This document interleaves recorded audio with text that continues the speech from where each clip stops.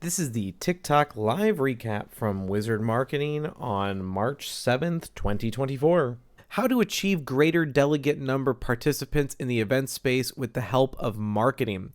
So, Katie, this is going to rely on each individualized event that you're going after because every single event has different types of people that could go to it. And so different types of people are impacted in different channels, different mediums, different styles of content. And so really thinking about the type of people that you want to get in the door for the event, and then reverse engineering, where do they hang out? What kind of posts do they talk about? What kind of content are they interested in? That's going to be the real magic for figuring out your marketing. Because once you do that, then you're just going to make that content and be in those channels and those spaces. Starlight Jump says, I've done competitor audits and algorithms seem so wonky. These websites should not be ranking. Yeah, the Google SEO algorithm right now is absolutely buck wild. Really hard to understand what's going on in the SEO space, which is why we're starting to look at other opportunities in the SEO space that might be more stable than YouTube, than Google, which might be YouTube. We're also looking at doing generative search experience optimization. So that means working so that your content shows up in a search on ChatGPT or in Grok or Bard or Gemini or whatever. It's a totally different methodology. It's very radically different from how you create content for regular SEO, but those are the tools that are being used. Those are the tools that people are asking questions on that they need engaging answers from. And so we want to show up where the questions are being asked. And so those are some of the new ways that we're evaluating. And I say evaluating because we're testing them out. Just looking at SEO, it's really just a minefield right now. We have some clients that are just absolutely crushing it. We have other clients that are struggling to get off the ground. We had one client, we put a brand new website up in the next week and a half, he was ranked number one. There's no rhyme or reason to some of the ranking. Now, I'm not saying that it's all bad. I would say there's probably a 30% of SEO right now that's out of whack. The other 70% is still pretty reliable. It's doing what we expect it to do. And yeah, so we just have to follow the trends as best as we can. Realistic time frame for ranking in local Google My Business map pack for a construction company. The realistic timeline is probably 3 to 6 months. But we've seen it go faster. We've seen it go slower. We actually have a program specifically built for Google Business Profile optimization. It's an SEO program on your Google Business Profile, and we do it by geolocation. So we're actually leveraging latitude and longitude for how your business is going to show up on the map. So with that program, we start to see returns like end of month 2, beginning of month 3 on a very consistent basis. This is something that I've literally been wrestling with here for the last several months.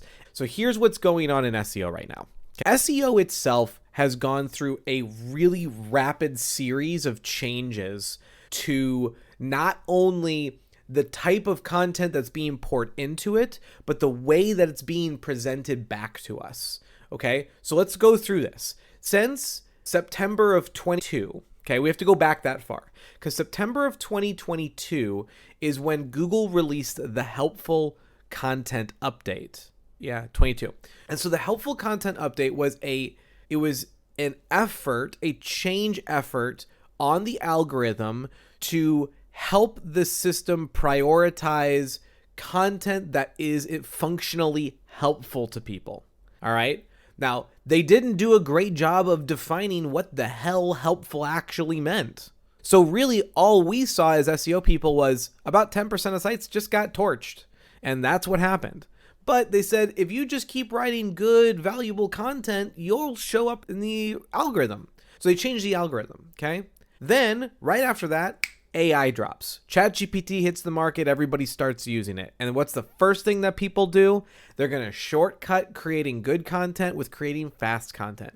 And I'm not knocking on ChatGPT. I actually think AI is a totally beneficial thing for marketing and for businesses and for the world. So don't take that as a knock.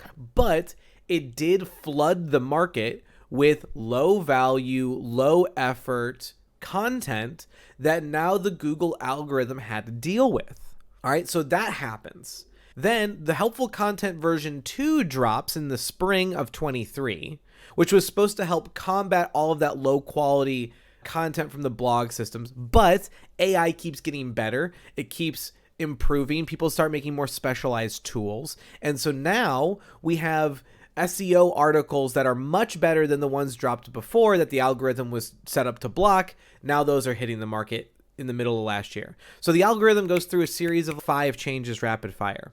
On top of all of these changes, which just having this many rapid changes is really hard to track for Google and for the Google algorithm.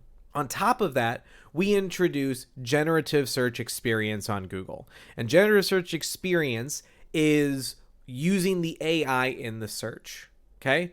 And so what happened is we took all of those organic results that were showing up underneath the ads, and now we're pushing them even further down the page.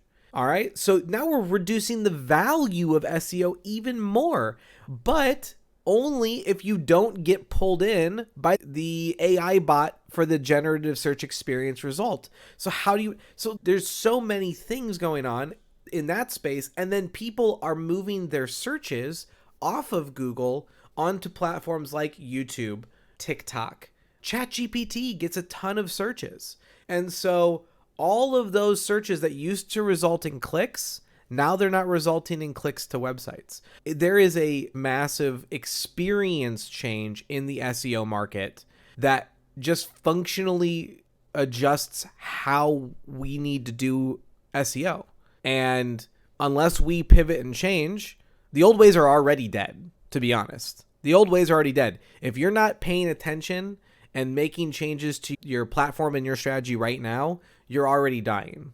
So the quick shortcut that I tell everybody, this is the quickest shortcut in SEO.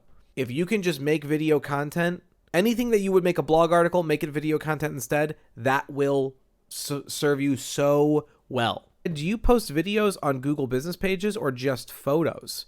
So our posting rhythm for Google Business Profile is this. We're going to post a photo every other day, and we're going to post 2 to 3 of the actual posts a week. You can use video. The problem with video is that you can't geolocate code video. You can geolocate code images. And so that's why we stick to mostly images. Also, images are just more skimmable, and that's really better for the Google Business Profile content. Why would video be more valuable than truly human written content using people for structure? Simple answer, Heather. Because people are more willing to engage with a video than reading. It's that simple. People want the lowest friction, lowest effort route to information. And video does that because I don't have to think or do anything. You're going to literally say everything into me.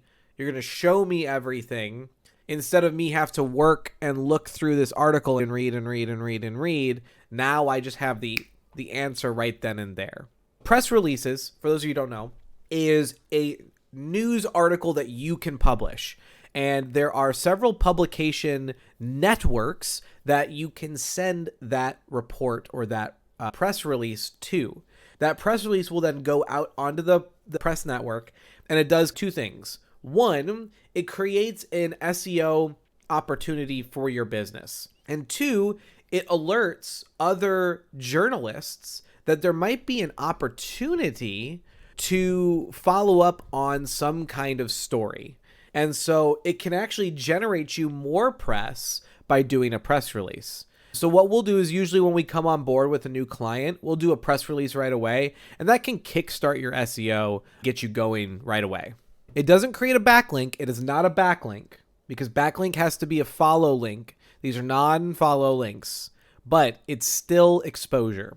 Suggestions for clients that won't take photos, they're going to lose. Don't take this the wrong way because I have a heart and a passion for business and for business owners. There is a limit to who you can help. There are some people out there you just cannot functionally help. You can't do it. They won't take it. They won't listen, and they will fail. And it's not your fault. And I don't know if you need me to be the person to say that to you today, but When your clients fail, it might not be your fault. What is the best way to obtain clients as a web designer? There's kind of 3 ways you can go about it. One is you can go the social route, which is publish all of your stuff on all your social medias all the time, grow your social media and get people organically. That's one option. The second option is, of course, to reach out to people locally. Doing business with local people is really important to a lot of local businesses. And so you automatically win in their mind when you're a local option. So that's another option. The third one is you got to advertise, pay money to get opportunities. And that would be setting up an ad, sending them into a funnel of some kind and nurturing them into buying the website. Those are the 3 big ways. What do you think about Wix? I don't like Wix. There are so many other choices. If you like Wix and you like how the Wix builder works, go over to onepage.io. Onepage.io is so much better. It actually has SEO. It actually works. It loads great. It's just a better platform. What are the best SEO practices that you recommend when migrating a pre-existing website to a new build? What we always do when we do a new build for an existing domain is before we go live, we're going to create redirects from all the existing content to the most relatable content on the new build, new version. Okay. And then once all of those redirects are built out, then you can switch over and you're good to go. That's really the only thing you got to take care of, along with making sure all of your SEO is good baseline. For personal trainer, do you recommend a one-page funnel type site or multi-pages for each service? I will always recommend multi-pages because multiple pages allows you to define different concepts and terms individually. So for a personal trainer, you have tons of different things. You have massage, you have recovery, you have strength training, you have agility training, you have HIIT training. All of these need different pages because they're separated mental topics. And that's how Google understands content. It doesn't understand the individual content, and understands the relationships between the content. So the more relationships you can show it, the better. For keywords, rank 50th on GSC is worth including more on blog posts or making different articles. So rank 50 would be what outside of striking range is 11 to 40.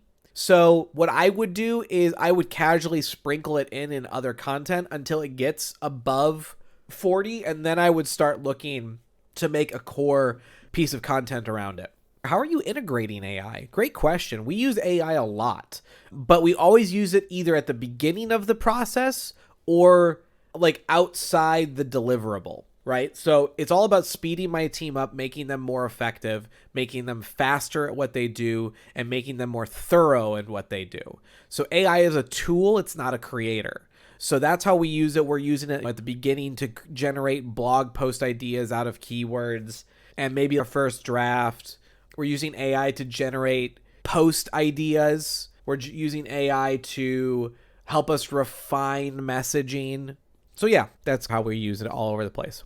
Approach to geotagging photos for GBP. Do you pick various locations around target city? First of all, in order to geotag photos, you have to use the API to upload them. And so if you're just going in through Google and you're typing in, you've got it there, that's not going to work. It's going to strip off all your geotagging. You need to go in through the API. We use a tool called LeadSnap to do that. That's the one that we prefer. There's a couple others out there. But our strategy is we geotag out in rings. So every time we do a round of new images, we go out and out and out and out and out. So we don't just jump straight to a new area. We slowly expand the ring that we hit. Rub SEO and marketing in Southern California is rough. I would believe it. Change up the game. Try and go after marketing from some other direction. Do something silly. Type of barbecue rub would each of the Avengers use? Do something stupid and silly like that. You'd be surprised at how often pop culture-y infusing works in SEO. WordPress, good place to build websites. Yeah, absolutely. WordPress isn't going anywhere. WordPress is not going anywhere. Do I think that there are better options coming out? Yeah. Do I think WordPress will be gone in 10 years? Probably not, but it won't be the dominant force that it is today. You just did a TikTok on the plugins that you use, but didn't mention any security ones. What are your recommendations? So you were talking about the WordPress plugins where I didn't recommend any security tools. And that's because I don't actually like any of the security tools in WordPress. What I find is that A, they tend to slow the sites down massively, and B, the value that they provide is very minimal. Yes, they help with login stuff and they change your little login page, but you can do that with a low impact plugin as well. And what I rely on is the security at my server level. I pay for a very hefty private server that has amazing security, and I have literally daily backups. I have alerts for anything that happens. So I personally don't use anything like WordFence or any of the other WordPress security plugins. If you like them, it's not a knock on you. Totally use them if you want to. I just don't. Squarespace or WordPress, or suggest a better one. It depends on what you're doing, Aaron. I would recommend WordPress over Squarespace, definitely. But if you're not skilled, you don't know what you're doing, it's your first site, go look at onepage.io. I think it's much better. AC, what are your thoughts on using Squarespace for building a website for small business? Again, I think Squarespace is fine, but I really like onepage.io if you're trying to keep it in that simple builder, because it loads so fast on one page.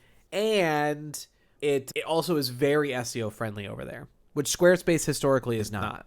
Ariane, if I'm a new e-com brand, what type of social content should I focus on?